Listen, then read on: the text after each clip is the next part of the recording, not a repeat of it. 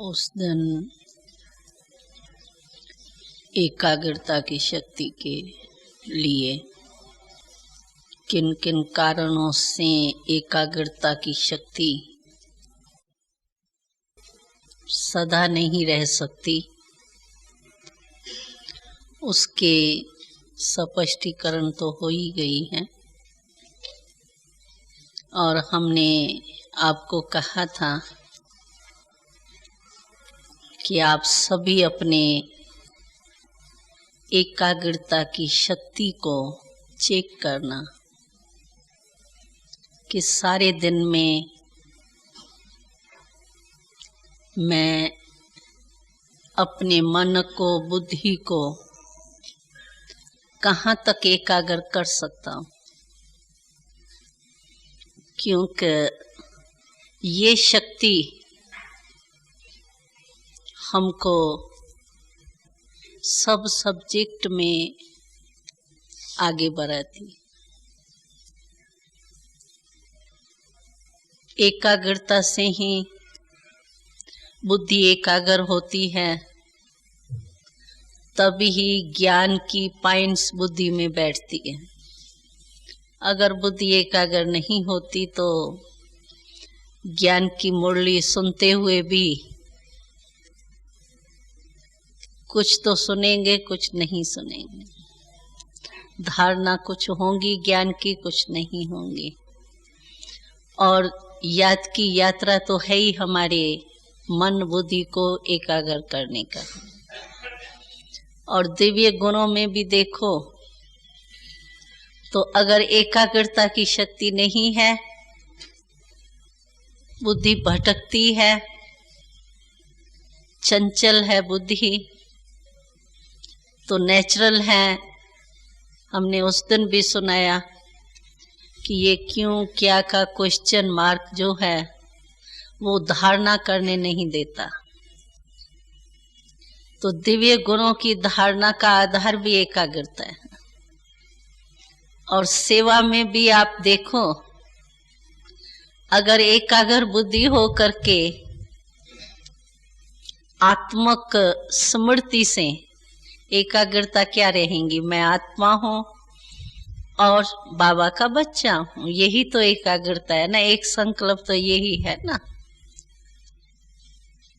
तो अगर सेवा में भी हमारी एकाग्रता की शक्ति नहीं है तो आप देखेंगे कि बाबा ने कहा तो ऐसे सर्विस करने वाले बच्चों का सिर्फ दिमाग अच्छा है, दिमाग तक तीर लगता है, लेकिन दिल तक तीर नहीं लगता है। तो सेवा में भी आप देखेंगे तो एकाग्रता की शक्ति की बहुत आवश्यकता है। अभी उस एकाग्रता की शक्ति को कैसे हम अपने में जमा रखें, उसके लिए हम विशेष क्या अटेंशन रखें। क्योंकि हम सब यहाँ बट्ठी में आए हैं। अभी भी आपने योग किया, योग बट्ठी इसको कहते हैं। तो बट्ठी में क्या होता है, बट्ठी में चारों ओर से रास्ता बंद होता है, बस अंदर ही होता है। और उसमें बट्ठी में कोई भी बट्ठी होगी ना तो उसमें तपते हैं, चाहे ईंट तपे, चाहे कपड़े मैल उतारे तो भी नीचे से आग ही जलती है। सोना भी करो स्वच्छ तो भी भट्ठी में डालते हैं तो माना। तो एक तो उसी एक स्थान पर एकाग्र हो जाते हैं। अगर कपड़े ऐसे ऐसे होते रहे, कहाँ उड़ता रहे, ये करता रहे तो भट्ठी नहीं होंगी ना। हम लोगों को भी बाबा ने 14 साल भट्ठी में बिठाया।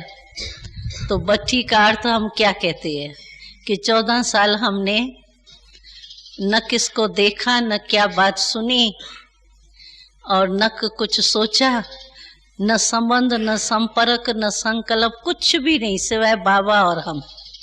इसी को ही भट्ठी कहते हैं ना। तो ऐसे हम सभी अभी भी जो भट्ठी में आए हैं तो किस लिए आए हैं? बट्ठी का अर्थ ही है बस सदैव सारा समय अंतर्मुखता के बट्ठी में रहना। और अंतर्मुखता का अर्थ पहले भी सुनाया गया कि अंतर्मुखता माना सिर्फ मुख को बंद करना नहीं, लेकिन अंतर्मुखता का अर्थ है जो मुख है, फेस, इसी में ही आप देखेंगे। मुख शब्द इसीलिए कहते हैं क्योंकि इस फेस के अंदर ही विशेष शक्तियां सब है। विशेष शक्तियां हमारी कौन सी है? सोचने की, जो ये हम दिखाते हैं चित्र, बुरा न सुनो, बुरा न देखो, बुरा न बोलो और बुरा न सोचो। तो ये जो भी न बुरा करो, तो जो भी ये है शक्तियां, सोचने की, सुनने की और बोलने की, और फिर बुद्धि जब कंट्रोल रूम से आर्डर होता है तभी हाथ पांव करता है, नहीं तो करता नहीं है। तो जो ये विशेष शक्तियां है देखने की, ये सब किसके अंदर है? इसी फेस के अंदर है, मुख के अंदर है। मुखरा कहते हैं ना। तो अंतर्मुख अर्थात ये चार ही शक्तियां जो हमारी है ना, सुनना, देखना, बोलना, सोचना, ये चार ही शक्तियां अंतर्मुख, अंतर माना अंदर, जो अंदर आत्मा है, शरीर के अंदर आत्मा है, उस आत्मा के स्मृति में ये चार ही शक्तियां रहे, इसको कहते हैं अंतर्मुख। बाकी मुख को अगर हम बंद कर देंगे और सोच हमारा चलता ही रहता है तो अंतर्मुखी नहीं होंगे और ही परेशान हो जाएंगे, माथे में दर्द पड़ जाएगा, कहेंगे चिप चिप करके पता नहीं हम तो और ही वो हो गए, परेशान हो गए। तो सिर्फ मुख को बंद करना नहीं है, बोलने को बंद करना नहीं है, लेकिन अंतर्मुखता का अर्थ ही है कि इन चार ही शक्तियों को अंदर की स्थिति, आत्मक स्थिति जो है उसमें स्थित करना, इसको अंतर्मुखी कहते हैं। तो एकाग्रता की शक्ति से ये अंतर्मुखी बनना बहुत सहज होता है। और दूसरी बात ये है जो हमने उस दिन भी सुनाया कि एकाग्रता की शक्ति बढ़ाने के लिए व्यर्थ संकल्पों को तो बिल्कुल ही फुल ब्रेक चाहिए। ऐसे नहीं कि ब्रेक हमारा ऐसा हो जो लगाऊं यहां और लगे जा करके यहां, कोच जहां पर है, तो तब तक क्या हो जाएगा? तब तक तो काफी एक्सीडेंट हो जाएंगे। तो हम लोग भी समझो सोचते हैं, कोई बात हो जाती है तो हम ब्रेक तो लगाते हैं ना। बाबा का ज्ञान तो है ना, बीती सो बीती देखो, बिंदी लगाओ, ये बाबा कहते तो है।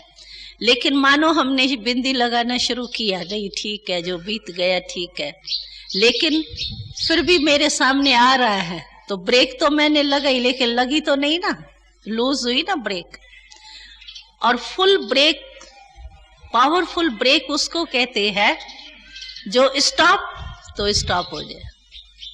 ब्रेक माना यहाँ इतनी भी जगह होगी ना, सामने भी आदमी आ गया मानो, तो भी ब्रेक मेरी इतना वहां लग जाए जो आदमी के वो बच जाए, इसी को ही तो ब्रेक कहा जाता है ना। तो ये जो व्यर्थ संकल्पों को ब्रेक लगाना माना, बस जो मैंने जिस घड़ी सोचा ना, बीती सो बीती, तो बीती हो जाए, यानी मेरे बुद्धि में फिर वो रिपीट नहीं हो, वो व्यर्थ हो जाता है। तो बीती को बीती करना, कहीं कहेंगे भाई बीती को बीती, अभी गलती हो रही है, दूसरे ने मेरे से गलती की, मैं बीती कैसे करूं उसको। लेकिन बीती को बीती करने का साधन क्या है? समझो कोई मेरे से गलती हुई या दूसरे से गलती हुई, दोनों को बीती करना है ना। अपने गलती को भी बीती करना है, दूसरे की गलती को भी बीती करना है ना। तो उसके लिए क्या होना चाहिए? जो मानो बात हो गई, अभी जब तक मेरी बुद्धि ने फैसला नहीं किया है ना बात का, ये ऐसा है, तब तक मेरी बुद्धि एकाग्र नहीं होगी, चलता रहेगा। फिर भी ऐसे कहा ना, ऐसा नहीं कहता, ऐसा होता, ऐसा नहीं, ये कर नहीं होता, करता था ना, ये होता था, फिर भी चलती रहेगी। इसीलिए उसको ब्रेक लगाने के लिए 2 बातें आप जरूर करो, जो भी बीत जाती है बात। एक तो जो अच्छी बात बीतती है, मानो अच्छी भी याद आती है, बार बार अपनी बुराई भी याद आती है ना, मैंने ये बहुत अच्छा किया, मैंने देखो बाबा ने भी मेरे को अच्छा, उससे नशा चढ़ता है, खुशी चढ़ती है, लेकिन कहाँ तक उसको चलाते रहेंगे। तो जो अच्छी बात हो गई उसके लिए ब्रेक ये लगाओ कि अच्छा जो ये मेरे से हुआ, ये बाबा ने मेरे से कराया, मैंने किया नहीं, ये ब्रेक लगाओ। मैंने अच्छा किया नहीं, तो हम लोगों की संस्कार ऐसे हैं, जो अच्छी बात होती है ना उसमें कहेंगे मैं, बहन जी मैं था, और अगर कोई खराब बात होगी ना तो कहेंगे, होगा भी ना, कहेंगे मैंने देखा ही नहीं, मैं था जरूर, सुना ही नहीं मैंने। गलती अपनी भी होगी ना तो अपनी गलती भी छिपाने की कोशिश करेंगे, गलत बात को भी छिपाने की कोशिश करेंगे। और अच्छी में मैंने किया, ये एक द्वापर के संस्कार है ना, तो वो इमर्ज होते हैं। लेकिन अच्छी बात हो गई तो बाबा ने निमित्त बना के मेरे से किया, और आगे के लिए आप उसको बिंदी लगाओ। उसके पहले ये सोचो कि ये अच्छा तो बाबा ने मेरे से कराया, लेकिन अभी और अच्छा मेरे को उससे करना है। ये सोच करके आप अपना रजिस्टर बंद करो उसको, जो बीत चुकी। और बुरी बात जो मानो हो जाती है हमारी, तो बुरी बात से आप पहले पाठ पढ़ो कि क्यों बुरी हुई, ये नुकसान क्यों हुआ, रांग क्यों हुआ, उसका कारण ये था। उसको सोच के सारा स्पष्ट करके अपने बुद्धि में अपने आप से ही बात करके, और उसके कारण को सोच करके, और उसका निवारण क्या बाबा बताता है, कारण निवारण दोनों बुद्धि से जज करके, और फिर उसको समाप्त करो। तो अभी हो गया, लेकिन आगे अगर मेरे आगे ऐसी कोई परिस्थिति आई तो उस समय मैं क्या करूंगा, ये प्लान अपने निवारण जो है वो बुद्धि में पहले रखो। कारण और निवारण, बीमारी और दवाई दोनों ही स्पष्ट हो गया ना, भाई ये गलती इसलिए हुई और आगे से मैं ये नहीं करूंगा, ये करूंगा, तो बुद्धि एक ठिकाने लग गई ना। ऐसे नहीं बीती को बीती करो, माना गलती हो गई, उसको मैंने बिंदी लगा दी और गलतियां करता रहूं, तो ये बिंदी ऐसे नहीं लगानी है। लेकिन इस विधि से उसको अच्छी बात को, बुरी बात को बिंदी लगाना, इसको कहते हैं व्यर्थ संकल्पों को ब्रेक लगाना। तो इस विधि से आप इसको ब्रेक लगाओ। और तीसरी बात ये है एकाग्रता की विधि के लिए, तीसरी बात ये है कि जिस समय भी हम कोई कर्म करते हैं ना, समझो आरंभ करते हैं, हम दफ्तर में गए, मानो आप 4 घंटे 6 घंटे जो भी दफ्तर में लगेंगे, या कोई भी काम शुरू करते हैं, तो उसमें टाइम तो लगता है ना, किसमें 2 घंटा लगता है, किसमें 4 घंटा लगता है, किसमें कितना लगता है। तो बाबा हमेशा कहते हैं कि कर्म करने के पहले आप सोचो, क्योंकि ज्ञानी का अर्थ ही कहते हैं, जो बोलने के लिए भी कहते हैं, जो बोलो वो पहले तोलो, पहले तोलो फिर बोलो। ऐसे नहीं बोल के फिर तोलो, हाय ये रंग हो गया, निकल गया, अभी क्या होगा। तो इसीलिए ज्ञानी का अर्थ ही है जो पहले सोच के फिर कर्म करे, और अज्ञानी जो है वो कर्म करने के बाद सोचते हैं। ज्ञानी अज्ञानी में यही अंतर होता है। तो अगर हम कोई भी कर्म करते हैं ना, पहले काम शुरू करने के पहले आप पहले अपने स्टेज को चेक करो, किस स्टेज पर स्थित होके मैं ये काम शुरू कर रहा हूं। और फिर बाबा कहते हैं, क्योंकि संस्कार हमारे बहुत पक्के हैं ना विस्मृति के, तो बाबा कहते हैं बीच बीच में भी चेक करो कि जिस स्थिति से मैंने आरंभ किया इस काम को, वही स्थिति मेरी है या नहीं।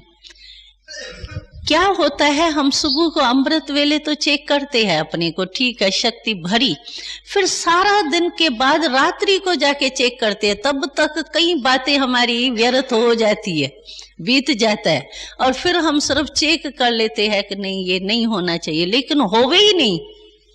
उसके लिए तो पहले चेकिंग चाहिए ना। तो कोई भी कर्म आरंभ करने के पहले आप पहले सोचो फिर करो, पहले स्टेज को सोचो। जो बाबा कहते हैं आत्मिक स्थिति में स्थित होकर के बस मैं आत्मा मालिक हूं, इस कर्म इंद्रियों से काम करा रही हूं, चलो हाथ से काम करते हैं या पांव से चलते हैं, चल रहे हैं तो भी ऐसे ही समझे कि मैं आत्मा जैसे इस पांव को चला रही हूं, मैं आत्मा इस हाथों से काम करा रही हूं, लेकिन हूं कराने वाली मैं और करने वाली ये है। जैसे हम बाबा के लिए कहते हैं ना करन करावनहार, बाबा हमसे कराता है, करने के निमित्त हमको बनाता है, लेकिन करावनहार कौन है? बाबा है। इसी रीति से इस शरीर के अंदर जो मैं आत्मा हूं, तो आत्मा करावनहार है और कर्म इंद्रियां जो है वो करनहार है। तो ये स्मृति रहे, काम कर रहे हैं, फाइल देख रहे हैं या कुछ भी कर रहे हैं, हाथ से आंखें देख रही हैं, हाथ काम कर रहा है, तो बीच बीच में चेक करो सचमुच मैं आत्मा मालिक बन के इस कर्म इंद्रियों से काम करा रही हूं। अच्छा, किससे बात करते हैं मानो, क्या है हम लोगों की चेकिंग की आदत इतनी रेगुलर नहीं है, बस सुबह को करेंगे फिर रात को करेंगे, तो तब तक तो बीच में कई बातें हो जाती है ना, टाइम वेस्ट हो जाता है ना। हम लोगों को याद है हम जब छोटे थे तो बाबा हम लोगों को कहते थे, तो जैसे बिजनेसमैन है ना, तो बिजनेसमैन जो अच्छे बड़े होते हैं वो हमेशा अपने जो भी कमाई होती है ना उससे कुछ न कुछ दान के प्रति निकालते, एक पैसा निकाले या एक नया पैसा निकाले या एक आना निकाले, कुछ भी निकाले जैसी उसकी समृद्धि होती है। तो बाबा हम लोगों को हमेशा कहता था, बच्चियां तुम बड़े से बड़े बिजनेसमैन हो, तो तुम लोगों को भी जैसे वो 100 में से भाई 25 रुपए निकाला, 100 से 10 निकाला, कितना भी निकाला, वैसे आप लोगों को हर घंटे से कोई ना कोई घड़ियां, समझो भाई 5 मिनट है, 10 मिनट है, जितना भी आप, इतना हमको पावरफुल स्मृति के लिए जरूर निकालने। तो क्या होगा, चलो सारा दिन आपका लिंक रहेगा, लिंक टूट जाता है ना, फिर क्या होता है, हम योग में बैठते हैं तो युद्ध में ही टाइम चला जाता है। स्थितोवे आत्मा रूप में इतना टाइम जो लिंक टूट गया तो फिर भी टूटेगा ना, और टूटने के कारण क्या होता है, युद्ध में ही वो लाल बत्ती से सफेद बत्ती हो जाती है, कहते हैं योग पूरा हो गया। लेकिन हमारा सारा दिन जो है ना वो लिंक अगर जुटा रहेगा ना, हर घंटे करो, 2 घंटे करो, हर एक का काम अपना अपना है, ये हम फिक्स नहीं कर सकते भाई आपको कहे हर घंटे करो, आपका दिमाग का काम है, मानो दफ्तर में 2-3 घंटे आपको लग जाता है, तो अपने ढंग से करो। लेकिन हम कई भाई बाबा को कहते थे, बाबा हम लोगों को दफ्तर में जाते हैं ना टाइम ही नहीं मिलता है, तो बाबा उसको कहता था तुमको प्यास लगती है, फिर कितना भी काम हो उठेंगे पानी पिएंगे, वो उसमें भी तो 2-4 मिनट लगते हैं ना, ऐसे ही थोड़ी होता है। तो क्या जैसे उसके लिए आप समझते हो जरूरी है, इसके लिए तो उठना ही पड़ेगा ना, ऐसे क्यों नहीं सोचते हो, तो वहां बैठे बैठे 2-4 मिनट हमको निकालने ही है, ये क्यों नहीं सोचते हो। फिर बाकी अपने दिनचर्या के अनुसार आप सेट करो, वो हर एक के ऊपर है, लेकिन लिंक जुटा रहना चाहिए। लिंक टूट जाता है ना, इसीलिए हम लोगों को मेहनत करनी पड़ती है, फिर योग लगाने की मेहनत लगती है, फिर योग लगाओ, अभी आनंद आएगा 5-10 मिनट, बड़ा अतीन्द्रिय सुख की फीलिंग आ रही है, शांति की आ रही है, आनंद की आ रही है। इतने में ही टाइम पूरा होगा, कहेंगे हलचल हो गई ना, हमारी बुद्धि में भी हलचल हो गई, खत्म।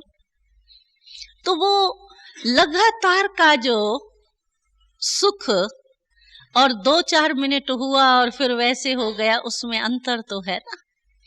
तो इसीलिए सदा ही योग की प्राप्ति के अनुभूति में रहें, उसके लिए आपको अपने सारे दिन का स्मृति का लिंक जोड़ना पड़ेगा। बाबा ने कहा था जहां लिंक होगा ना वहां लीकेज नहीं होगा। लीकेज होता ही तब है जब लिंक नहीं। तो लीक वास्तव में देखिए, अगर हमारा लिंक हो योग से बाबा के साथ, तो लीकेज क्यों होंगे? माया से ही लीकेज होती है ना, होंगे ही क्यों? तो इसीलिए एक तो ये आपको विधि अपनानी पड़ेगी कि सारा दिन नेचुरल आपका जैसे अटेंशन, जैसे ये नेचुरल हमारा हो गया है ना, भाई नाश्ता करना है टाइम में, नहाना टाइम पर है। हम सोचते हैं कि अभी नहाना है, अभी खाना खाना है, अभी ये करना है, बार बार सोचते हैं क्या? नेचुरल हो गया है ना। इसी रीति से ये भी एक नेचुरल स्मृति का लिंक हो जाए। इस विधि को अपनाने से आपका ऑटोमेटिकली जो कारण होते हैं ना, वो कारण निवारण में बदल जाएंगे। समझा ना आपने? तो इसीलिए एक ये विधि है कि अपना बीच बीच में समय निकाल के जमा करो।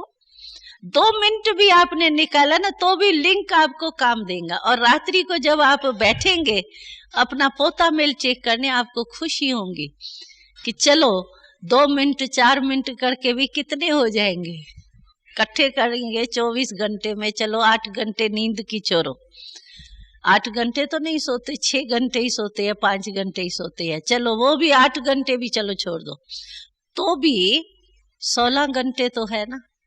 और कई बाबा को कहते हैं हमको टाइम ही नहीं मिलता है, बाबा कहते 24 घंटे है, 8 घंटे काम करो। 8 घंटे से ज्यादा कौन काम करता है? ऐसे ही कुर्सी पर बैठे रहो, वो बात दूसरी है। बाकी सच्ची रीति से, सच्ची दिल से काम कोई 8 घंटे से ज्यादा नहीं करता है।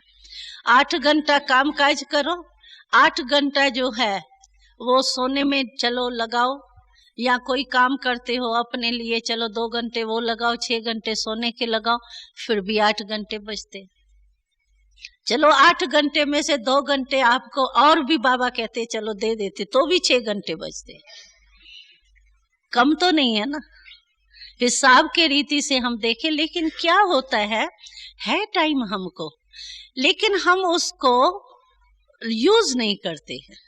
थोड़ा थोड़ा करके जैसे नहीं बहता रहता है तो पता नहीं पड़ता है ना। तो इसी रीति से वो लीकेज होते होते होते होते हमारा टाइम जो है वो कट जाता है। अभी ये हमको बचाना है जो वेस्ट में चला जाता है, चाहे व्यर्थ संकल्प और कोई नहीं चले। समझो आप बैठे हो, दफ्तर में बैठे हो या घर में बैठे हो, अभी देखो ये भी व्यर्थ संकल्प होगा। समझो मैं यहाँ बैठी हूँ ना, ये चादर पड़ी है या ये बैठा है, मानो कोई भी सामने आ रहा है जा रहा है, उसका ही मैं सोच रही हूँ ये आया, यहाँ से आया तो सही, लेकिन क्यों आया पता ही नहीं पड़ा, ये क्यों आया, काम तो था ही नहीं। अभी फालतू में कोई बुरा नहीं मैंने सोचा, लेकिन इस फायदा क्या?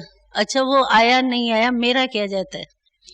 लेकिन ऐसे भी फालतू अगर आप अपना चेक करेंगे ना, तो ऐसे फालतू संकल्प भी बहुत चलते हैं। इसमें भी हमारी एनर्जी तो जाती है ना, वेस्ट में एनर्जी जरूर वेस्ट होती है। और जितना कोई ज्यादा सोचता है ना, तो आप देखेंगे ज्यादा सोचने वाले का दिमाग हमें कमजोर होता है। एनर्जी वेस्ट होती है ना, इसीलिए दिमाग कमजोर होता है। तो हम को ये व्यर्थ जो है ना, उस टाइम की बचत निकालनी चाहिए।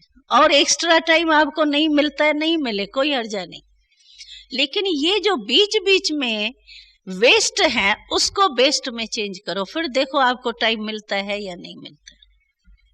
तो ऐसे भी हमारी आदत पड़ी हुई है जैसे लौकिक सोचने को। व्यर्थ कोई रंग नहीं सोचते हैं, लेकिन व्यर्थ सोचते हैं। बाबा ने कहा ना, अभी आपसे विक्रम नहीं होता है, लेकिन व्यर्थ कर्म हो जाता है। विक्रम तो अभी होगा नहीं ना, विक्रम होगा क्या, अभी तो पुराने हो गए ना। तो विक्रम माना विकारों के वश जो कर्म करते हैं वो विक्रम। तो अभी ऐसे कोई विक्रम बड़े करें, ये तो मैं नहीं समझती हूँ इस ग्रुप के लिए राइट भी है, शान भी नहीं है ये तो। बाकी वैसे जो है व्यर्थ कर्म जो होता है, व्यर्थ संकल्प जो होता है ना, वो आदत बहुत बुद्धि को। तो ये एक ध्यान में रखना। और मुख्य बात है ये, तो जो बाबा कहते हैं ना, आप अपने को और मेरे को कंबाइंड समझो, यानी सारे दिन में मेरे भिन्न भिन्न संबंध का अनुभव करो। बाबा ये कहता है, एक भी संबंध, अगर हम कुमारियां छोटी छोटी थी ना, तो बाबा कहता था, तो बाबा तुम्हारा बच्चा है, तो हम लोगों को शर्म आता है, हम ही बच्चे हैं तो बच्चा कैसे होगा, हम लोगों को शर्म आता था। बाबा कहता था, बच्चा अगर आपने एक संबंध भी बाबा से मिस किया ना, तो वो ही संबंध तुमको खींच के ले जाएगा। सर्व संबंध बाबा से जोड़ो। मानो हम कहते हैं, हाँ पिता गुरु टीचर, ये 3 संबंध तो मेरे बहुत अच्छे हैं, लेकिन सखा के लिए कोई थोड़ा बातचीत सुनने वाला, सुनाने वाला सखा कोई स्थूल में चाहिए। वो बाबा को क्या सुनाएंगे। मानो मिसला मैं कहती हूँ, कोई भी संबंध, भाई मैं जो हूँ वो सजनी क्यों बाबा को बनाऊं, या मैं सजनी बाबा की क्यों बनूं।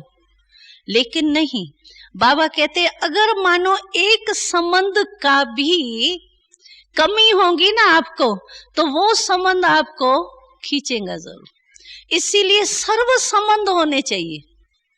सर्व संबंध का सुख यही अभी तो बाबा से हम ले सकते हैं ना, फिर सतयुग में थोड़ी सर्व संबंध होंगे। वो तो चाचा चाचा ही होगा, तो मामा मामा ही होगा नहीं होगा, वो मैं बात नहीं कर रही। लेकिन जो भी जो होगा, माता पिता होंगे तो वो ही होंगे ना, वो सर्व संबंध निभाएंगे क्या। नारायण, श्री नारायण की भी मानो मैं बच्ची बन जाऊं, तो वो पिता का ही संबंध निभाएगा, सब संबंध थोड़ी निभाएगा, नहीं निभा सकते। इस समय बाबा से हमारे सर्व संबंध है।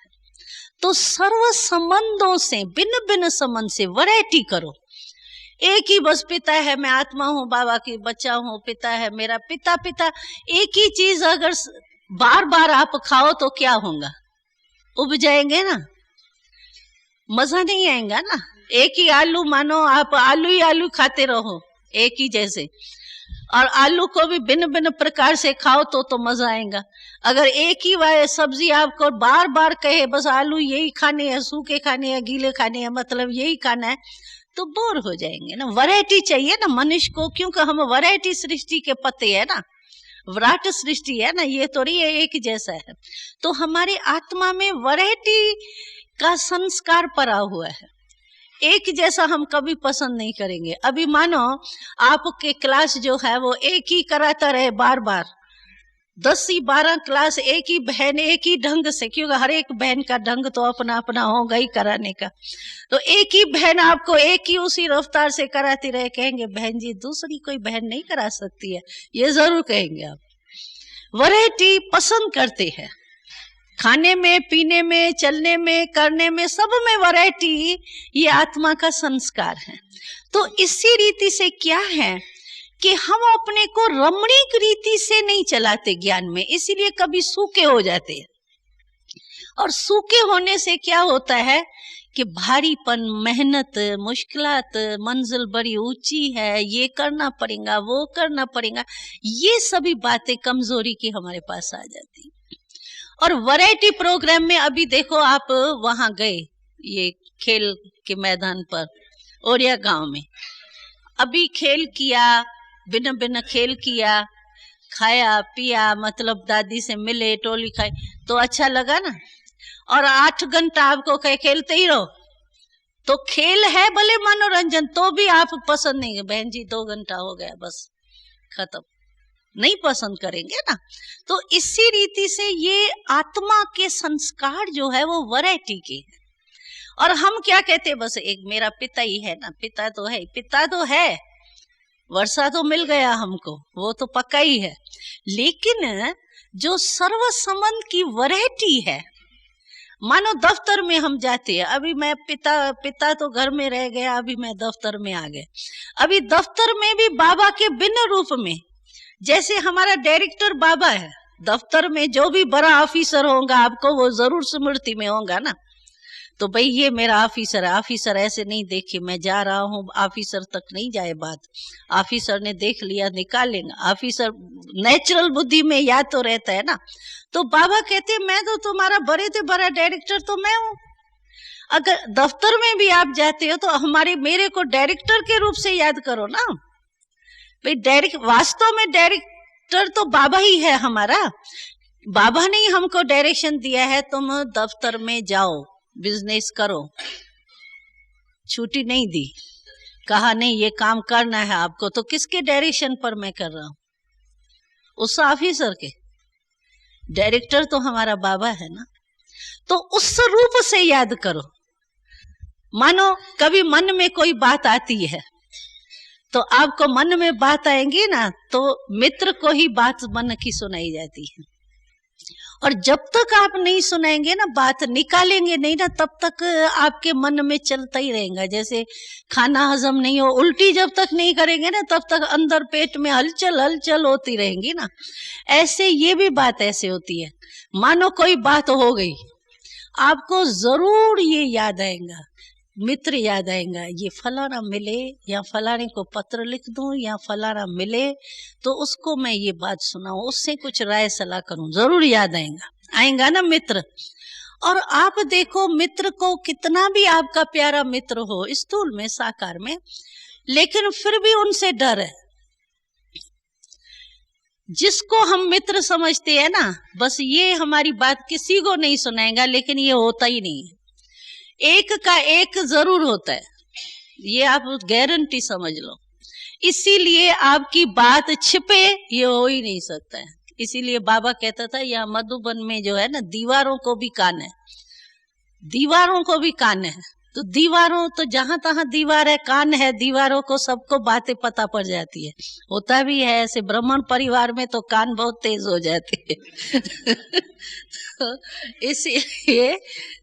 इसीलिए ये मित्र जैसे याद आता है ना समय पर, इसी रीति से ऐसी कोई भी बात हमारे दिल में आवे ना, मित्र के रूप में बाबा हमको याद, सखा के रूप से बाबा याद आया। चलो मानो आप है कुमार है, कुमार को भाई माँ बाप के पालना में चलना, ये वास्तव में कुमार या कुमारी को एक चाहिए नियम प्रमाण। तो वैसे हम कहेंगे कुमार देखो, न माँ है न बाप है, कोई देखने वाला नहीं, माँ होती तो पूछ लेती, क्यों बाबा माँ नहीं है क्या? हम क्यों कहते हैं हमारी माँ होती ना, बाप होता ना तो हमारे को पूछता, भाई होता ना तो पूछता, बहन होती तो पूछता, क्यों बाबा को भाई क्यों नहीं बनाया, बाबा को बहन क्यों नहीं बनाया? ऐसे टाइम पर आप करो जैसे वो सिरदार ने नहीं अनुभव सुनाया, यहाँ टाइम पर याद आया कंबाइंड, सारा दिन याद होता तो चोर आता ही नहीं, लेकिन उस समय भी याद आ गया, ये भी शुक्र है। जो कंबाइंड रूप याद आ गया तो बाबा मदद, तो जैसे आपको कोई मित्र आकर के स्थूल में कोई चुराए, वैसे बाबा ने चुराया ना। और हम हमेशा माथुर जी का मिसाल सुनाते हैं, तो वो वहां गया, खाना नहीं बना सकता था, नागालैंड में गया था, फॉरेन के तरफ, खाना नहीं बना सकता था, बना ही नहीं, बेचारे का आटा गूंथता रहे, कहता है सूखा आटा डालूं, पानी फिर डालूं तो फिर पानी ढीला हो जाए, फिर सूखा डालूं, फिर सूखा हो जाए, अभी क्या करूं? कभी मैंने गोया आटा गूंदा ही नहीं, रोटी पकाई रही, आलू काटूं, क्योंकि वहां सब्जी भी नहीं मिलती थी ना, यहाँ से ले गया किट बना के, तो कहा आलू काटूं तो छिलके, आधे आलू तो छिलके उतर जाए, क्या करूं? और आलू संभाल के खाने हैं क्योंकि वहां मिलना नहीं है। तो कहा मैं जब अपने आप सारा पुरुषार्थ कर बैठा ना, मेरे से कुछ भी नहीं हुआ, तो मैं छोड़ करके मैंने कहा अभी बाबा, क्योंकि बाबा ये जब जा रहा था तभी बाबा ने इसको कहा था कि तुम अकेले जा रहे हो? कहा हाँ बाबा, विजय को नहीं ले जा रहा हूँ क्योंकि देश ऐसा है। फिर बाबा ने कहा अकेले जा रहे हो? तो कहा नहीं बाबा, वो मंगा लूंगा विजय को पीछे। फिर तीसरे बार बाबा ने कहा तुम अकेले जा रहे हो? तो इसको आया, बाबा बार बार कह रहे अकेले जा रहे हो, अकेले जा रहे हो। तो कहा नहीं नहीं बाबा, आपको साथ। तो बाबा ने कहा ऐसा मैं तुम्हारा युगल, उसको तुम भूल ही गया, और टिकट भी नहीं खर्च करनी पड़ेगी इस युगल की। तो और तुम कहता है कि मैं अकेला जा रहा हूँ। तो कहा नहीं बाबा, ऐसे मैंने समझा विजय के लिए पूछते, लेकिन तो बाबा ने इसको ये कहा था ना, तो इसको उस समय ये याद आया। बाबा ने कहा था मैं युगल हूँ तुम्हारा, अभी युगल वैसे विजय होती तो मैं वो बना के देती ना, मेरे को मदद करती ना। यानी बाबा ने कहा तो अभी कहा बाबा आप जानो, आपने कहा था मैं युगल हूँ आपकी, तो आप जानो, आपका काम जाने, मैं नहीं कर सकता। कहते 5 मिनट में बैठ गया। 5 मिनट दिल शिकस्त होके जैसे नहीं बैठ जाती है। और थोड़े टाइम के बाद इसको ये आया, तो उठो, ऐसे करो, जैसे नहीं डायरेक्शन मिले। और कहता है जैसे मेरे को जैसे टचिंग हो रही थी वैसे मैंने की, और मुझे बड़ी हल्कापन और खुशी, जैसे दिल शिकस्त होने में तो मन कैसा हो जाता है, और बिल्कुल खुशी की जैसे झलक आने लगी मेरे में। और मैंने वही चाकू चलाया, आटा वो आलू काटे और बनाया। कहते ऐसा अच्छा खाना बना जो इतने समय में विजय ने भी हमको ऐसा टेस्टी खाना नहीं बना के दिया। तो ये क्या होता है, हम मतलब पर याद करते हैं, मतलब ही हुई ना याद। ये तो मतलब से याद करने से क्या होता है, कभी बाबा की टचिंग हमको होती है, कभी नहीं होती है। फिर दिल शिकस्त हो, बाबा को कहा भी मैंने साथ दो, बाबा ने साथ तो दिया ही नहीं। अरे साथ बाबा कोई इसमें चूकने वाला है, लेकिन हमारी ही कहाँ गलती होती है ना, हम बाबा का भी पेपर लेने शुरू कर देते। अच्छा बाबा ने कहा था ना मैं हूँ, बाबा देखें अभी बाबा क्या करता है। अरे बाबा के क्यों पेपर लेते हो, दिल से याद करो ना, पेपर के रीति से नहीं याद करो ना। अगर दिल से हमने याद किया तो या तो बाबा बुद्धि में टच करता है, 2 रीति से बाबा मदद करता है। एक तो बुद्धि में टचिंग करेगा, या तो कोई ना कोई को साकार रूप में अपने बदले आपके पास पहुंचा देगा, ये जरूर करेगा। ये दोनों प्रकार से बाबा की मदद होती है। कोई ना कोई के, बुद्धिमानों की बुद्धि है ना, तो किसी के भी साकार रूप में किसी को भी टच करके आपके पास भेजेगा जरूर, और आप खुश हो जाएंगे, सचमुच बाबा ने मेरे को समय पर मदद कर दी। लेकिन दिल से, सिर्फ दिमाग से याद नहीं करो, बस मैं आत्मा हूं, मैं तो हूं नहीं शरीर, मैं नहीं हूं, नहीं मैं आत्मा हूं, ये क्या दिमाग से याद कर रही है ना। लेकिन दिल से याद करो, तो दिल से जितना याद करेंगे ना, उतना दिल की याद दिलाराम के पास पहुंचती है। दिमाग की याद दिमाग वालों को पहुंचेंगी आपके, लेकिन दिल की याद दिलाराम बाबा है, उसके पास आपकी याद तभी पहुंचेगी जब दिल से आप याद करेंगे। तो वास्तव में अगर आप अनुभव करने चाहो ना, तो ये बहुत ही अनुभव अच्छा है। तो हमारे कहने का भाव ये है कि सारे दिन में वैरायटी बाबा के सर्व संबंधों को समय प्रमाण, कर्म प्रमाण यूज करो, अनुभव करो। ऐसे नहीं हाँ मैं बंधु है, बाबा बंधु है, उसका सुख मैंने लिया ही नहीं, बंधु है, सखा का सुख लिया ही नहीं, बस सखा है, माता की पालना ली नहीं। बाप से चलो ज्ञान योग का वर्षा, वो तो सभी ठीक है, लेकिन सर्व संबंध का सुख लो ना। तो इसीलिए जब हमारा सर्व संबंध, सारे दिन में जो भी मैं कर्म करती हूँ ना, जो मेरी दिनचर्या है, दिनचर्या एक मुरली बाबा ने चलाई थी, सुबह को किस रूप में मिलो, फिर दफ्तर में किस रूप से, सारी मुरली है, एक अव्यक्त मुरली है। तो इसी रीति से, उसी विधि से आप सर्व संबंध से अगर सारा दिन बाबा के भिन्न भिन्न संबंध को अनुभव करते रहेंगे, तो जहां बाबा और आप हो वहां कोई व्यर्थ आ ही नहीं सकता। जैसे लाइट जल रही है तो अंधकार हो ही नहीं सकता है ना। इसी रीति से आपको मेहनत करना, यानी माया आवे फिर उसको भगाओ, फिर भागे नहीं भागे, फिर आ जावे फिर भगाओ, फिर आवे फिर भगाओ। अरे इतनी मेहनत करने की जरूरत ही क्या है?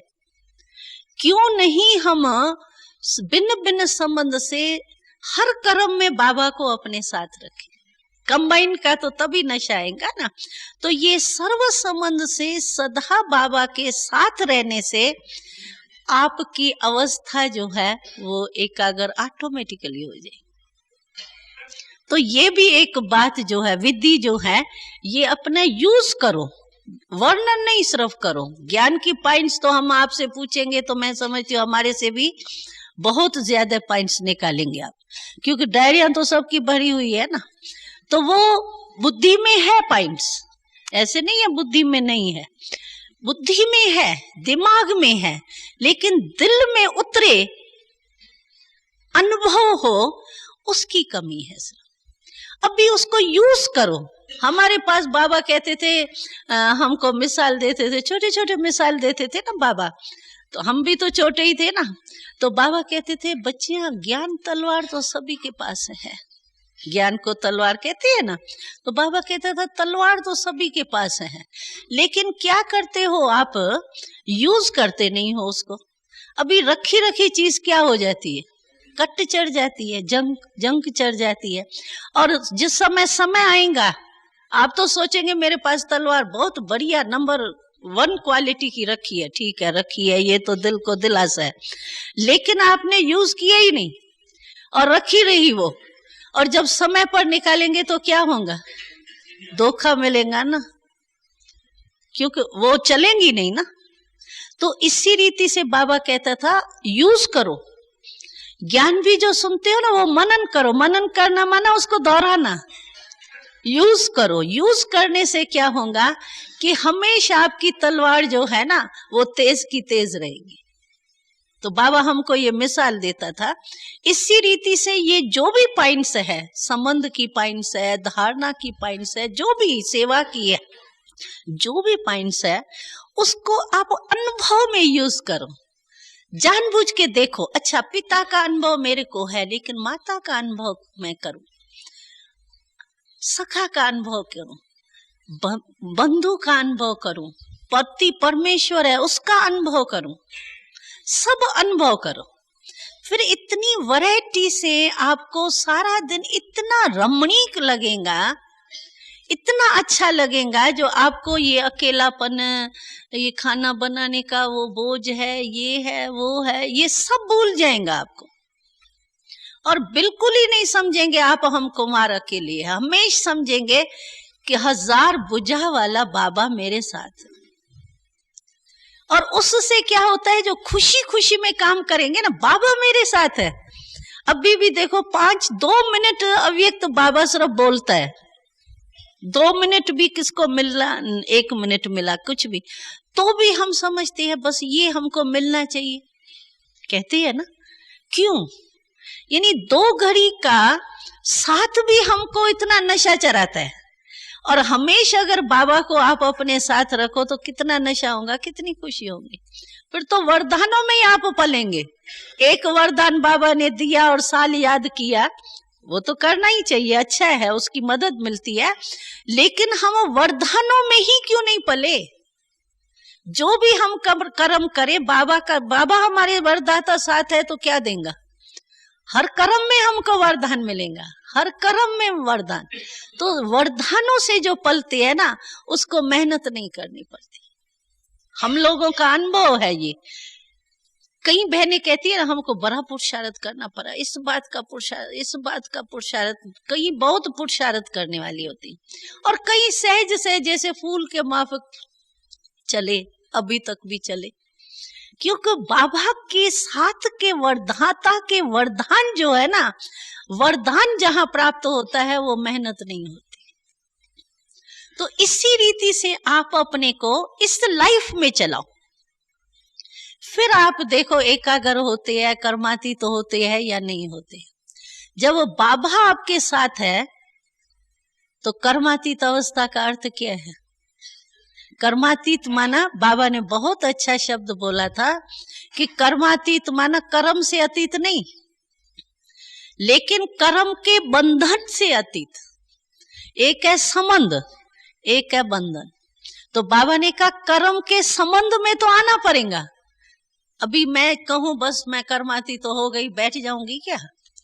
आंख का हिलना भी तो कर्म है। चलो मैं बैठ भी जाऊं भट्ठी में 8 घंटे, लेकिन कर्म, आंख नहीं हिलेंगी मेरी, वो थोड़ी है मेरी पत्थर की है क्या आंखें, तो वो हिलेंगी ना। हाथ मेरा नहीं हिलेगा, ऐसा ही ऐसा रहेगा क्या? हाथ हिलेगा, टांग हिलेंगी, आंख हिलेंगी, ये भी तो कर्म है ना। इसके बिना हम रह सकते हैं? 1 सेकंड रह सकते हैं? नहीं रह सकते हैं।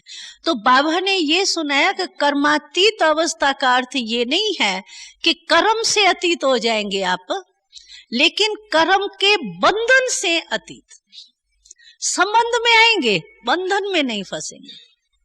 जैसे अभी देखो बाबा और हम बच्चे, तो संबंध तो है ना हमारा, बाप और बच्चे का या माँ का कोई भी संबंध है, लेकिन बंधन तो नहीं है ना।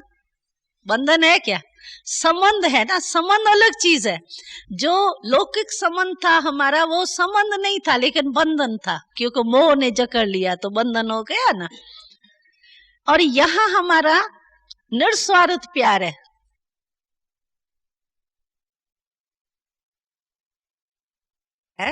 कि कर्म इंद्रियों से मैं कर्म करूंगी, लेकिन कर्म के बंधन में नहीं आऊं। समझो कर्म इंद्रिया मुझे अपने बंधन में चलावे, ये है बंधन। मानो मैं समझती हूँ कि ये बात चल रही है ना, मेरा काम नहीं है मैं नहीं सुनूं, लेकिन मेरे कान इंटरेस्ट दे ले रहे हैं, नहीं नहीं समाचार तो सुने, समाचार नॉलेजफुल बनेंगे, ये बुद्धू है क्या, हम कुछ तो सुनना चाहिए। समझो, तो ये कान की कर्म इंद्री जो है वो मुझे बंधन में बांध लिया ना, बांधा ना।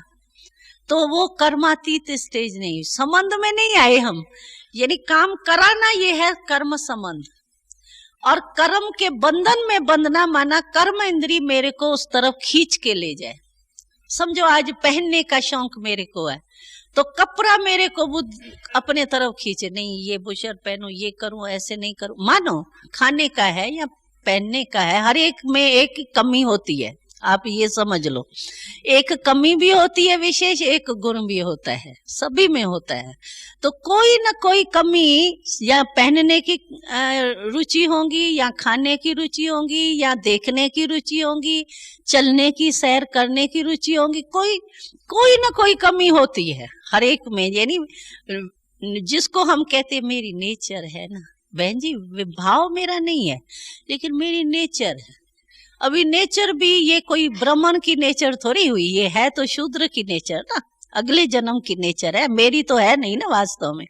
तो इसीलिए उसको आप ध्यान में रख करके अपने कमी को, किसको बोलने की, कितना भी उसको कंट्रोल करेंगे ना, फिर भी बीच में बोलेंगे। जैसे नेता बनने का आदत होती है ना, भाई तुम्हारा क्या कनेक्शन है, तुम क्यों बोलते हो, लेकिन बोलने के बिना रह ही नहीं सकेगा, आदत होती है ना। तो ऐसे अपने अपने कोई न कोई कमी के संस्कार, जो विशेष कमी हो, बार बार गिरेंगे भी आप उसी से ही। गलती जो आपकी होगी ना बार बार बहुत करके, जो वो विशेष अवगुण होता है ना, वो ही बार बार कोई भिन्न भिन्न रूप से हमारे को फेल करता है। इसीलिए उसको चेक करके आप कर्मातीत माना कर्म इंद्रियों से काम करो, लेकिन संबंध बंधन नहीं। और वो तब होगा कर्मातीत अवस्था या अंतवाहक शरीर जो कहते हैं, तो कोई शरीर तो नहीं जाएगा हमारा, लेकिन ये अंतिम स्टेज जो है ना कर्मातीत की, कर्मातीत माना मैं देख रही हूँ, मैं चल रही हूँ, मैं बोल रही हूँ, लेकिन एकदम न्यारी शरीर से होकर के, जैसे अवतार आते हैं ना ऊपर से आते तो शरीर में ही है ना, लाइट का शरीर हो या किस क्या भी हो, लेकिन पैगंबर तो साकार में आए ना। समझो ऊपर से जैसे मैं आत्मा उतरी हूँ, कर्म किया, और फिर ऊंचे ऊपर माना परम धाम में गरी गरी नहीं जाना, ऊपर माना ऊंची स्थिति। ऊंची स्थिति से जैसे मैं नीचे कर्म करने के लिए कर्म इंद्रियों का आधार लिया, कर्म किया, और कर्म मेरा पूरा हुआ, फिर ऊपर चले जाओ। फरिश्ते क्या करते हैं? बस ऊपर उड़ जाते हैं। तो उड़ती कला में, बाकी ऊपर नहीं उड़ जाना है, लेकिन उड़ती कला की स्टेज जो है ना, उसको कहते हैं जैसे ऊपर चले गए। बस अवतार ऊपर से आए, बस मैं आया हूं। हम लोगों को तो बाबा कहता था सुबह को उठते हो ना बच्चियां, और हम लोगों को ऐसे सुबह को उठ के कहता था तो मास्टर ब्रह्मा। बस अभी मास्टर ब्रह्मा बन के मैंने नई सृष्टि रची। जो भी सृष्टि, आप मरे मर गई दुनिया, आप जागे तो नई दुनिया ही हुई ना। मैंने ब्रह्मा बन के रचना रची ना। और दिन में बाबा कहता था तुम समझो मैं मास्टर विष्णु हूँ, पालना कर रहा हूँ, कर्म काज कर रहा हूँ। और रात्रि को जब सोते हो ना, बिल्कुल मास्टर शंकर हो करके सारा विनाश हो गया। यानी जो भी हुआ वो अच्छा बुरा अपना रजिस्टर खत्म किया, विनाश हो गया ना। रजिस्टर बिल्कुल साफ कर देते हैं ना, बाबा को सुनाते हो ना रजिस्टर साफ हो गया ना। जो भी है अच्छा बुरा बाबा को दे दिया, तो हम शंकर विनाश कर लिया ना, मास्टर शंकर होके।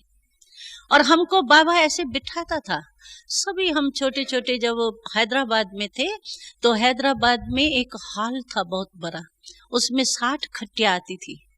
और हम जो छोटे छोटे बच्चे थे ना, वो सभी हॉल में खटिया पर बैठ जाते थे।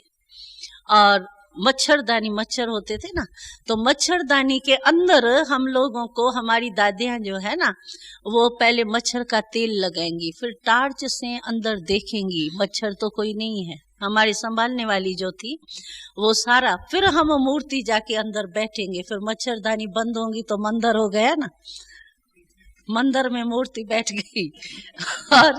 और सीन भी ऐसे लगती थी 60, आप सोचो ना, सभी अपने अपने मच्छरदानी के अंदर ऐसे योग में बैठे, तो मूर्ति लगेगी ना मंदिर की।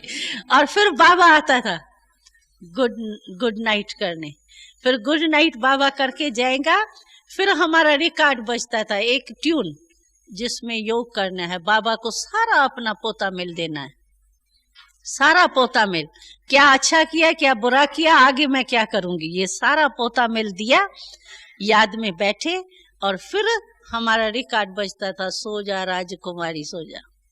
बस हम सभी ऐसे सो जाते। तो ये सचमुच ऐसी स्टेज, वही आप भी तो वैसे ही हो ना। यानी बाबा अभी भी तो पालना कर रहा है ना। चलो हमारी साकार में की, लेकिन अव्यक्त रूप में बाबा पालना कम कर रहा है क्या? अगर अव्यक्त रूप की पालना का आप लेने चाहो, बहुत ही वंडरफुल पार्ट चल रहा है। ये नहीं कि साकार में सिर्फ अव्यक्त में बाबा शरीर में प्रवेश होता है, वो नहीं मैं कहती हूँ, वो तो है पार्ट। लेकिन ये सारा दिन अव्यक्त बाबा कैसी मेरी पालना करता है। फॉरेनर्स का आप अनुभव सुनो ना, अव्यक्त बाबा की पालना का। वो तो कोई उसको गलती से कह देवे ना, तो साकार में आपने बाबा को नहीं देखा, वो उनको इतना बुरा लगता है, इतना बुरा लगता है। कहते क्यों हमको कहते हमने बाबा की पालना नहीं ली। हम अभी ले रहे हैं, हमने देखा है बाबा को, हम मिलते हैं। क्यों आप कहते हो कि हमने साकार में बाबा को नहीं देखा? हमने बाबा को देखा है, हम तो बाबा के ही आर्डर पर चल रहे हैं। तो बोलो, चुप हो जाएंगे ना आप? तो अव्यक्त पालना बाबा की बहुत पावरफुल चल रही है। लेकिन क्यों नहीं उस पालना का अनुभव होता है? हम ही अव्यक्त होकर के ही तो अव्यक्त की पालना ले सकते हैं ना। हम व्यक्त भाव में, गरी व्यक्त भाव में आते हैं, तो अव्यक्त पालना का अनुभव कैसे हो सकता है? इसीलिए ये कर्मातीत स्थिति, पहले एकाग्रता का अभ्यास करो, बुद्धि मन को ठिकाने लगाओ, और फिर कर्म में आओ। तो कर्मातीत स्टेज से बस नीचे आओ, फिर ऊपर चले जाओ। और कर्मातीत स्थिति ही अंतवाहक शरीर है। यानी अंतम जो संपूर्ण स्टेज है, कर्मातीत स्थिति है, वो स्थिति ही हमारा वाहन बन करके काम करता है। जैसे बाबा ने कहा ना मनसा सेवा, उस दिन वाणी में कहा ना, तो हमारी स्थिति ही मनसा सेवा करती है ना। मन की स्थिति कर्मातीत है, मन की स्थिति एकाग्र शक्ति में है, तो वो स्थिति ही अंतम वाहन हो जाते हैं। जैसे वाहन में चढ़ के हम चारों ओर चक्कर लगा सकते हैं ना, वैसे ये कर्मातीत स्थिति हमारा जैसे वाहन बन जाता है। और हम जो भी किसी आत्मा को बाबा द्वारा, खुद नहीं देने लग जाना, इसको मैं ये शक्ति दूं, इसको ये शक्ति दूं, तो वो फिर वो हो जाएंगे, हाँ, उल्टा हो जाएगा। हमेशा कभी भी किसी आत्मा को भी कुछ देना है, बाबा से ले रहा हूं और बाबा द्वारा दे रहा हूं, ये कभी भी अपना नहीं, तो वो परवेशता हो जाएंगी। फिर कोई जैसे आजकल कहते हैं मेरे में बाबा आ गया, मेरे में मम्मा आ गई, मेरे में पता नहीं कौन सी आत्मा आ गई, बच्चे बच्चे कहने शुरू कर देते हैं। फिर वो माया है ना, तो आप में फिर वो उल्टी आत्माएं जैसे प्रवेश हो जाती है, तो वो नहीं करना। लेकिन किसी को भी समझो मनसा, बाबा कहते हैं सेवा करो, बेहद की करो, कोई विशेष शरीर को रख करके नहीं करो, हम तो बेहद के है ना भाई। जो भी आत्माएं हैं उन सबको हम जैसे बाबा से शांति की शक्ति लेकर के, आनंद की शक्ति लेकर के, प्रेम की शक्ति लेकर के मैं दे रही हूँ जैसे, तो उससे क्या होगा, यही अंतवाहक शरीर की सेवा हमारी अंत में चलेंगी। यानी जहां हम जिस आत्माओं को, दूसरी आत्माओं को जो शक्ति देने चाहें वो दे सकते हैं, और उन्हों को अनुभव भी होगा। लेकिन पहले हमारी अंतवाहक शरीर तो तैयार हो जाए, तभी तो सेवा होगी ना। यानी अंतवाहक शरीर का अर्थ है कि सूक्ष्म साक्षात्कार द्वारा हमारे ये अनुभव करेंगे लोग। तो साक्षात्कार में आप देखेंगे तो हमेशा लाइट के ही शरीर दिखाई देंगे, चाहे मानो मैं ही दिखाई दूं, लेकिन मैं ऐसे हड्डी मांस वाली नहीं दिखाई देंगी, लाइट में ही दिखाई देंगी। जैसे सूक्ष्म वतन में हम जाते हैं साक्षात्कार में, तो बाबा तो वही होता है ना, लेकिन लाइट में होता है ना, वतन भी लाइट का होता है ना। तो साक्षात्कार जो होता है वो हमारी जो अंतिम स्टेज है, कर्मातीत स्टेज, वो ही हमारी जो है वो साक्षात्कार करेंगी। जैसे हमारे शुभ भावना, शुभ कामना, शुभ संकल्प द्वारा, योग के बल द्वारा ये सेवा हमारी अंतिम स्टेज करेगी। और कोई को भी हम दिखाई देंगे ना, मानो बाबा दिखाई दे या हम ही दिखाई दें, तो लाइट में ही दिखाई, क्योंकि मैं डबल लाइट रहती हूँ। डबल लाइट की स्टेज वाले ही लाइट रूप में दिखाई देंगे, डबल लाइट है ही नहीं तो लाइट रूप का किसको क्या दिखाई देंगे। तो कर्मातीत स्थिति में एक ये विशेषता होगी कि हम डबल लाइट है, आत्मा रूप की स्मृति माना लाइट, और जो भी काम करेंगे तो वो लाइट ही होंगे ना, क्योंकि बाबा के साथ है। बाबा सर्वशक्तिवान हमारे से साथ होकर के काम कर रहा है, तो लाइट ही होगा ना वो काम, भारी थोड़ी होगा। इसी रीति से कर्मातीत स्थिति भी इसको कहती है, अंतवाहक शरीर भी इसको कहती है, मनसा सेवा भी इसको कहती है।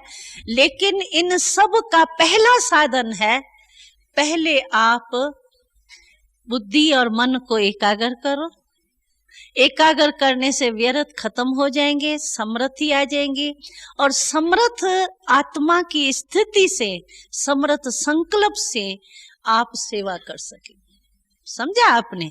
तो इसका भाव अर्थ जो टॉपिक का है वो ये है।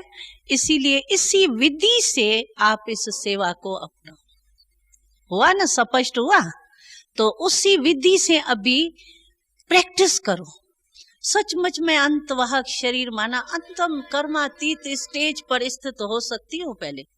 पहले मैं तो खुद हूं तो सेवा दूसरे की करेंगी, मैं ही नहीं स्थित हूं तो दूसरे को साक्षात्कार भी ऐसा होगा ना। मैं ही ऐसे भटक रही हूं तो दूसरा बेचारा साक्षात्कार करने वाला क्या। जब टीवी में भी देखो, कोई हमारी टीवी चलती है तो उसमें ऐसा होता है तो कहते बंद करो, आंखें खराब होती है। तो अगर हमारी स्थिति ऐसे हो गई, मन ऐसा हो रहा है, बुद्धि ऐसे हो रहा है, लाइट भी यहाँ भी, ट्यूब भी ऐसे करता है ना, तो क्या लगता है? कहता है जलते रहे, कहेंगे बुझा दो। तो हमारी पहले डबल लाइट स्थिति जो है वो तो पहले हो जाए, तभी तो अंतवाहक शरीर से सेवा होगी। यानी अंतम कर्मातीत स्टेज के स्थिति हमारी सेवा करे, और वो लाइट ही लाइट आत्मा दिखाई देंगी। हम आत्मक रूप में स्थित होते हैं ना, तो हमारी आत्मा दिखाई देंगी। चाहे शरीर भी दिखाई दे तो भी उनको जैसे चमकता हुआ सितारा दिखाई देगा। ऐसे सेवा होनी है, लेकिन बाबा कहते हैं पहले उसके लिए खुद तो तैयार हो ना। खुद इस स्थिति का अभ्यास करो, फिर कोई सेवा कोई मुश्किल नहीं, और बहुत सहज रमणीक। हमारा ज्ञान बहुत रमणीक है, योग बहुत रमणीक है। ऐसे नहीं बहन जी योग में बैठता हूँ माथा बहुत भारी हो जाता है, बहुत लगता है जैसे एक काम करके आया हूँ। अरे बाबा से मिलके आए हो, काम क्या करके आए हो? मिलन है ना, ये मिलन में तो मजा आना चाहिए ना, रमणीकता आनंद की अनुभूति होनी चाहिए ना। तो उस रीति से ब्राह्मण बन करके अगर ये संगम बीत गया, काफी तो बीत गया, बाकी बहुत क्या है, और उस बाकी इस थोड़े से टाइम में भी ये अनुभव नहीं करेंगे तो कब करेंगे? कलब कलब नहीं करेंगे, दूसरे कलब में थोड़ी फिर करेंगे, कभी भी नहीं करेंगे। अब नहीं तो कब नहीं। तो इसीलिए इस स्मृति में आप अपना पुरुषार्थ करो। अच्छा, अभी मैं समझ 15 मिनट योग में भी बैठना है। अभी उसी अंतवाग शरीर के स्टेज में कर्मातीत स्थिति में रहो। भले कर्म ऐसा मक्खी आ जावे, भले हटानी भी पड़े, समझो ये कर्म तो कर, ऐसे थोड़ी मैं कहूंगी मक्खी बैठी रहे, लेकिन ऐसा नहीं कि मक्खी मेरे बुद्धि को ही चंचल कर देवे, ये नहीं रंग, ये रंग। अच्छा मानो नेचुरल हमारा हाथ ऐसा चला, उसको हटाया, लेकिन बुद्धि नहीं हिले। मक्खी भले हिल जावे लेकिन बुद्धि तो नहीं हिले ना। तो इसी रीति से आप अभ्यास करो, कर्मातीत स्थिति में बस स्थित होके हम कर्म इंद्रियों के राजा बन करके बस बैठे। कर्मातीत, कर्म के संबंध में आ रहे हैं लेकिन बंधन से आ रहे हैं। इसी अंतवाहक शरीर के हिसाब से लाइट, डबल लाइट होकर के कर्मातीत स्थिति में स्थित होकर बैठ जाओ। फिर देखो आपको कितना अच्छा लगता है। बिल्कुल ही ऐसा हल्कापन लगेगा जैसे पता नहीं हम है ही नहीं।